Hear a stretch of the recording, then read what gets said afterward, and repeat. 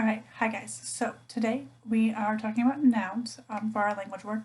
So today you hopefully watched Miss Laura's Introduction to Montessori Grammar video that talked about the different parts of speech that we're going to go over and the symbols for them and kind of why Maria Montessori chose those symbols for them.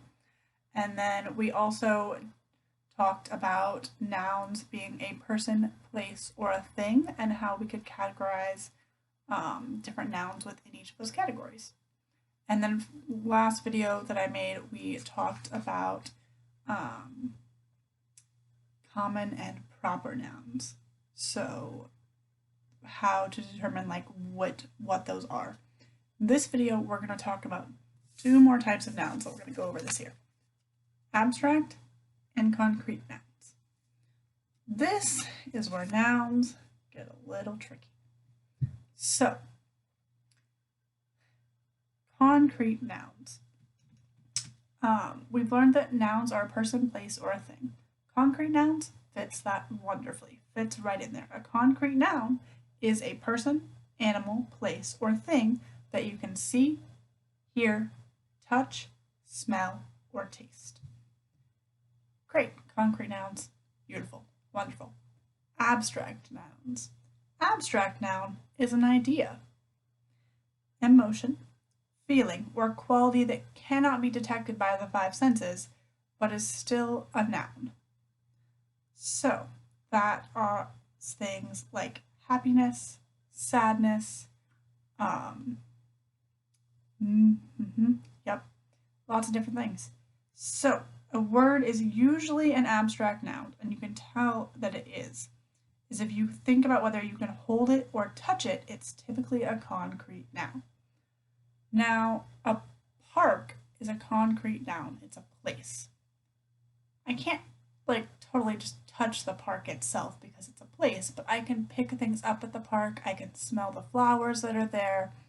I can use my five senses in that area of the noun being the park. So, abstract gets a little bit trickier than that. An abstract noun normally ends in one of the following suffixes. Suffix is how, the letter combinations that a word has at the end of it. And we have some rules for that we'll learn as the year goes on. For now, if I was giving this lesson in person, I would have you guys pause and write these down in your language notebook. First, actually, I would have you write the date at the top. But I forgot that, so that's okay if you did too. So it's September 28th on the time I'm doing this video. If you do it on a different day, that's okay. Just write down the day that it is. And then write abstract suffixes. Which again, like I said, we'll talk about what a suffix is a little bit more as we go through the year. So, your date, abstract suffixes, and all of these endings. Shun, ism, itty, meant, ness, age, ants or ents, ship, ability, or AC. Good times. So I'm gonna put this up here. If you need to write it down, this would be a great place to pause. I'm gonna pretend that you paused there. If you didn't, that's okay. You can write these down on a later date, or you can just try and remember them. I'm the type of person that likes to have such things written down. Then what you're going to do underneath that list in your notebook, already got the date and what you're working on, you're going to write abstract and concrete. Just like this. And you're going to make a list like you did for the past couple, because you also have a sorting work for this. So, for your sorting work for this, let me put this down here. Your sorting work for this is going to look a little bit like this. Once again, you guys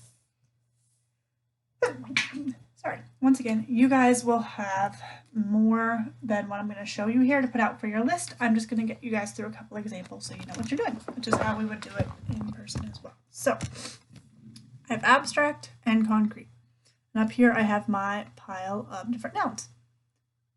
So, my first word, I don't drop it, the first word is giraffe. So a giraffe, is that something that's a concrete or an abstract noun? Well, it doesn't have any of the suffixes I was told to look out for, and I know that if I went to the zoo or to somewhere where giraffes lived, I could touch one. I could probably smell one. I don't think I would want to, but if I licked a giraffe, I could taste a giraffe. So I'm going to put it under concrete. The next word I have is castle. Castle doesn't have any of those suffixes that I was taught to look for abstract noun. And I know that if I went to a castle, I could touch it, I could smell it, I could see it. Once again, I really wouldn't want to, but if I licked the castle, I could taste the castle. So, castle, I think, is going to be a concrete noun. The next word that I have is happiness. Wait a second.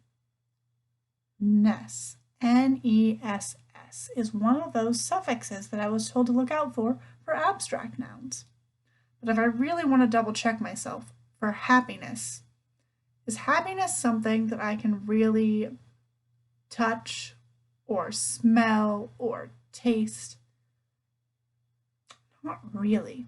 Now, I can have a favorite food, and if I'm eating that favorite food, it might make me feel happy, but the noun for what I'm tasting would go back to the food.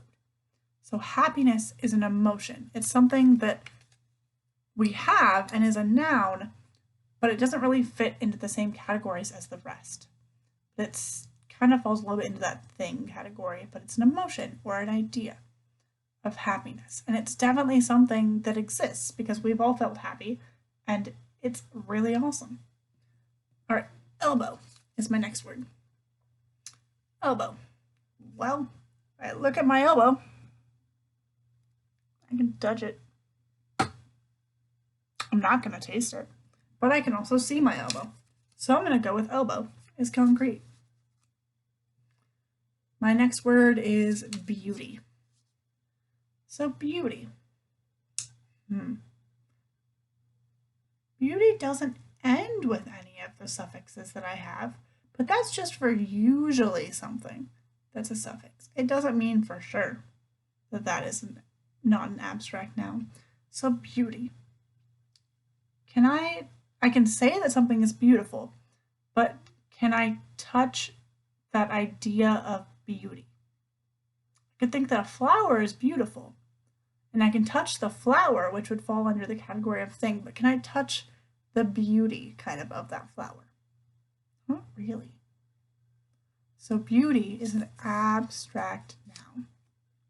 My next word is love. So once again, love doesn't have any of the suffixes I was told to watch out for. But I don't really think I can hear, see, taste, or touch love or smell it. Now, if someone who loves me like gives me a hug or says something nice to me, I can hear what they're saying, or if they're hugging me, then like they can show me love that way. But that's not actually touching the idea of love or like hearing the idea of love. It's hearing how they are expressing it or feeling how they are expressing it. But I can't actually touch like something on their body or around them that is love. So love is an abstract noun. So guys, these get tricky.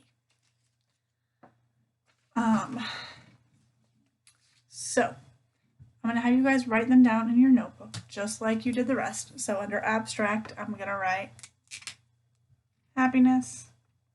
And once again, I'm doing this on my whiteboard so that you can see it on the screen. Please do this in your language section of your notebook so that you have a record of the fact that you did it. Also, if you pause in the work and come back to it, you know which words you've already sorted and where you've sorted them to, so you don't have to start all over again. Beauty and love. Boom. Happiness, beauty, and love, giraffe, castle, and elbow. Kind of a weird combination of words if I'm just looking at them from nothing. But they make sense when I know that I've sorted them based on concrete and abstract. So, hopefully that makes some sense to you guys. Feel free to ask me questions. If not, that is okay. For this one, I would like you again to come up with at least 2 more concrete nouns and 2 more abstract nouns.